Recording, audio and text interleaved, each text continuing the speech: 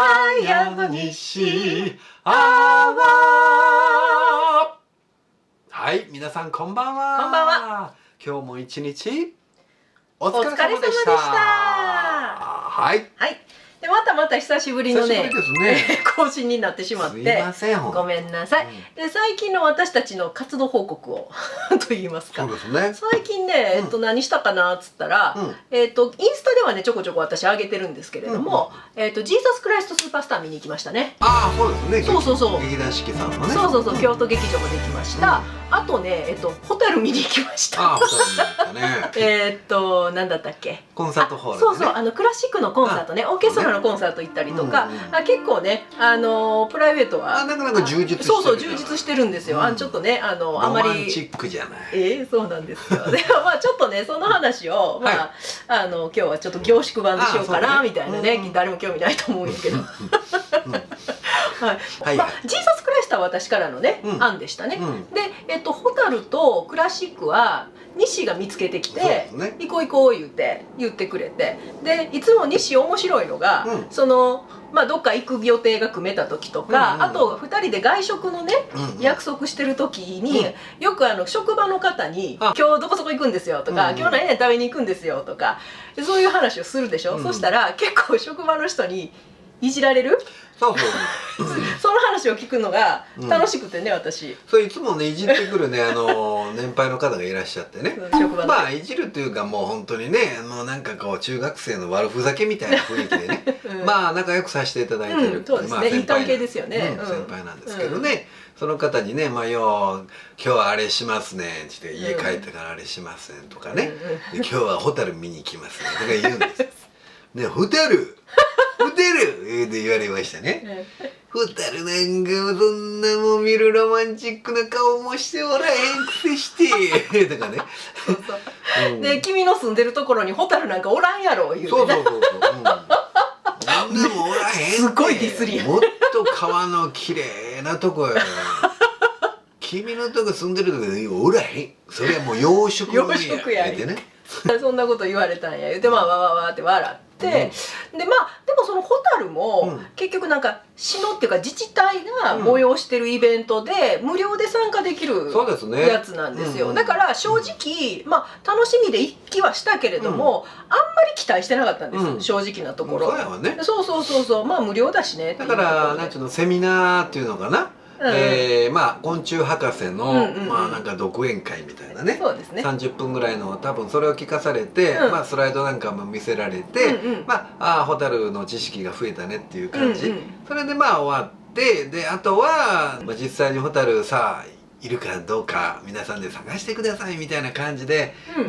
そんな感じやろうな。で結局ホタル今回見れなかったねっていうオチだったんじゃないかなっていう予想で行ったんですよね。行きましたね。これが結構いたんですよね。いたんですよね。いやびっくりしました。綺麗でしたね。いや綺麗。いや本当にねパッとこう一目で視界に入ってくるホタルの数って言ったら5、6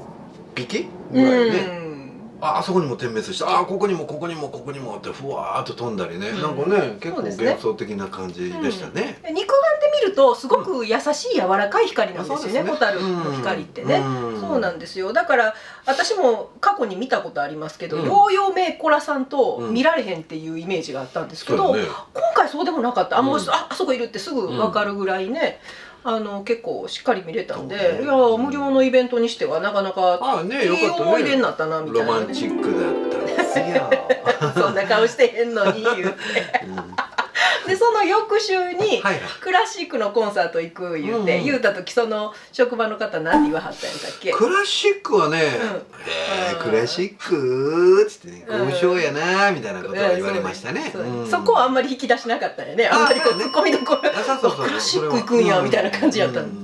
で行きました。で地元の交響楽団の定期演奏会みたいな感じの全然プロとかのねそういうのじゃないけどでもすごく立派なね存じ上げないんですけどね構成してるスタッフさんのね方がプロなのかアマなのかっていうのはあんまりちょっとねちょっとわかんないです。存じ上げないんですけども、第4募集っていうのをね掲げてる以上はやっぱりアマチュアの方々じゃないかなと思うんだけども、指揮者とかピアニストはなんかプロの方に来ていただいてっていう感じでしたよね。で本当に兵庫県下の非常に有名な芸術文化センターね。ああそうね、大きなホールだから大ホールでやりましてね。で満席だったら2000人を収容できる方。いや2000はでかいですね。でかい。1000でもすごいなと思うんですけど、2000ですからね。で結構待ってましたよね席がね。そうなんですよ、そうなんです。よかったじゃないですか。リーズナブルですよね。そうですそうです。だから本当にクラシックのいわゆるオーケストラの演奏を1000円でね、2時間たっぷり聴かせていただけるっていうのはお手頃だし、やっぱりそのね生の音を浴びるっていうのがすごくねやっぱりいいなって思いました。いいですね。そうなんですよ。だからやっぱり CD でガーンと大音量で車の中で聴くっていうのもこれもいいんですけれどもね、やっぱりね舞台からもう出てくる生音をこう楽しむっていうなんかすごくねいい時間をね過ごしましたね。そうなんですよ、そうなんです。久しぶりでした私。そうですか。というのもジーザス・クライスト・スーパースターは京都でね私たち見たんですけれどもカラオケだったんですよね。生オケじゃなかったんですよ。だから今回のそのオーケストラっていうのはすごくなんか久しぶりに本当に生の楽器の音を聞いたなっていうようなイメージがあって、それでジーザス・クライストの話をするともう一個ちょっとねすごい対比に感じたのが、結構そのコンサートの会場って勝手に圏外になるんですよ。なるほど。携帯がね、そうだからやっぱり演奏中になったらいけないっていうんで、もうそういうのが通らないようにしてあって、さすがだななんて思ったんだけれども、それでもやっぱり本番中って客席のがざわざわってしたりとか、なんかなんやろペットボトルかなんか落としはったんかな、カンカラカンカンカン言ってちょうどちょっと一旦こう演奏がスッと落ち着いたタイミングでカンカラカンカンカンいう音がしたりとか、誰かが咳払いしたりとか、あとなんかちょっと叫んでる人いましたよね。子供さんがね、そうそうそうそう、子供さんがやっぱりわーいって言うね。すがーいって言ったりしてるわけですよ。でもそれがねなんかねいいんじゃないかなって思うんですよね。そうなんです、そうなんですね。別になんかそういう音を立てる人がいたとしても、あんまりみんなそこをパッと見るっていうこともなく、なんかそんなもんやろみたいなこう空気感っていうかね、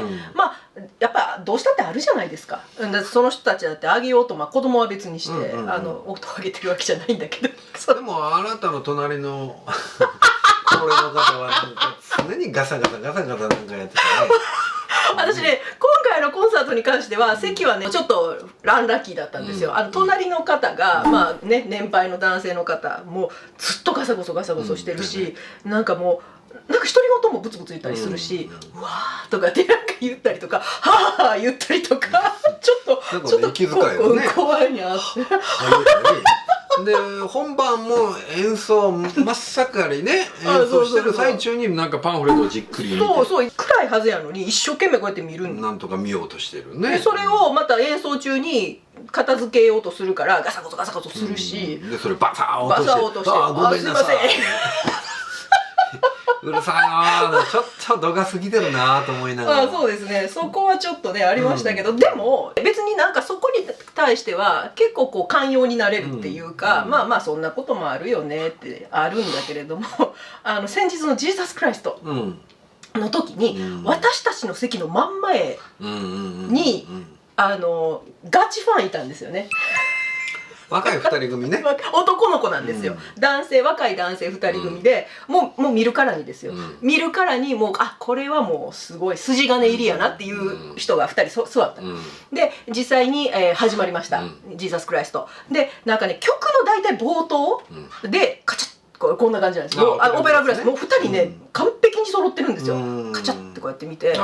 そうだからキャストさんの表情とか誰がやってんのかなっていうのを多分チェックしてるんだと思うんですけれども、もうその動きももうちょっと本当に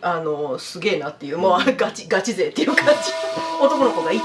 で劇場って結構乾燥してること多いじゃないですか。でその日ねやっぱりすごく乾燥してて喉がやっぱりね公演中乾いちゃって私、でもうできる限り音立てないようにって思って、カバンの中のお茶を取り出してちょうどね音がガーンって鳴ってるタイミングでカチャって開けて、